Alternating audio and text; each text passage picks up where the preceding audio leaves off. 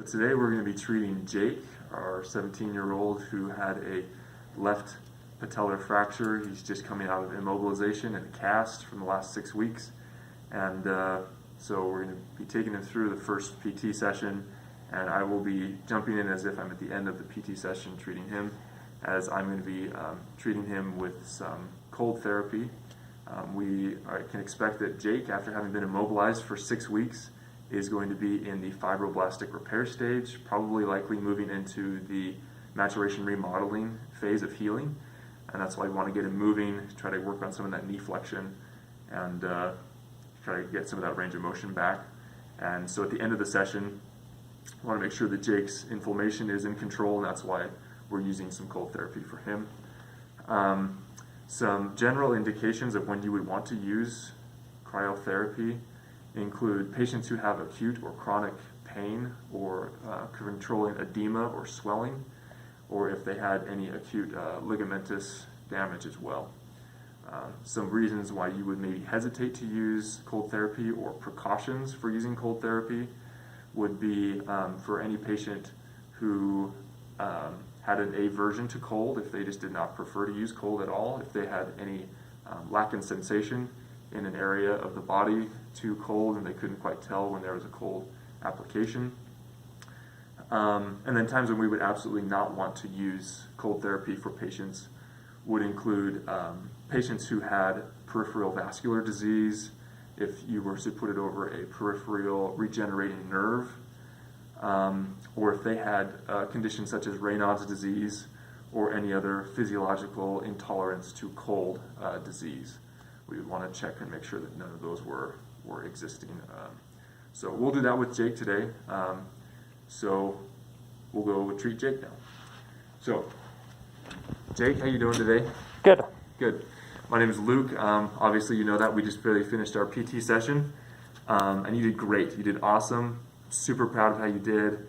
And so just at the end of the session here, I'm going to be applying a cold pack to your knee. Because I'm a little worried. We just want to make sure that the inflammation or the swelling in your knee is kept in control. So we're going to try to slow the blood flow in your knee down, and we're going to do that just with a cool pack. So I'll just show that to you here. It's just a cool pack that's been in the freezer that we've just put into this pillowcase, and that's just so when we put it on your knee, things don't get too cold. But we do want to try to control that swelling in your knee. So before we do that, I'm just going to ask you a few questions to make sure that this is appropriate for you. Do you have Raynaud's disease that you're aware of? Not that I know of, no. No? Do you have any other conditions that would physiologically be a problem for you having a cold pack on your skin? Not that I know of. Okay, awesome. And just in general, do you mind having a cold, like an ice pack on your skin? No, that's fine. Okay, you're Yeah. cool with that? Yep. Awesome. Great. So I'm also just going to check and make sure that sensation is all good and that you can feel everything, because we don't want to put a cold pack on if you can't feel it, and that can lead to some bad things. So are you all right if I just kind of palpate around and just make sure that everything feels good? Yep. Okay, cool. So you let me know if you can't feel any of the touching we're doing. Does that feel okay? Yep. You feel all of that? Yep. And I don't see any open wounds or anything. Your skin looks good. Blanch as well. So I think this is appropriate for you. So if you don't mind, I'm just going to take this and just put it right on your knee here and wrap it around. And this band here I'm just going to wrap it around your knee and just give this little bit of compression. That way this application of this cool pack is a little more effective in getting down into the tissues here on the knee. And I'm going to leave this on here for about 15 to 20 minutes, Jake.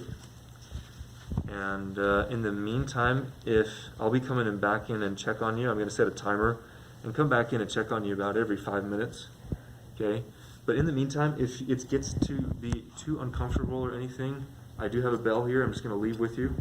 So you can go ahead and ring that if it gets too uncomfortable for you.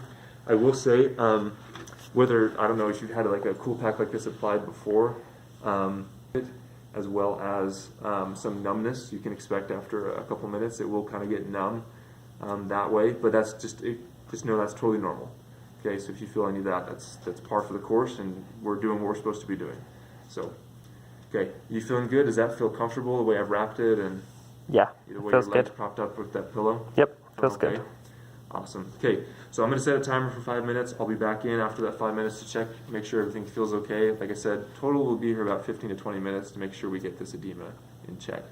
Awesome. Okay, any questions for me, Jake? Nope. Awesome. Cool. Sounds good. Okay, and we're back. So, Jake, I'm just going to pull this off here that we're done with our 20 minutes. How'd that feel overall? Is it Felt good. Just cold. Any overall discomfort or Nope. nothing? No, feels good. Awesome. So let's pull this off. And let me just check make sure really quickly. Just do a quick visual check on your skin if that's okay. And just make sure everything looks okay. It's red, it's definitely been cold, but everything looks good. Don't think we've had any problems there. No ice burning. So I think you are good to go. We'll see you next time in PT. Thanks for coming. Awesome. Thanks.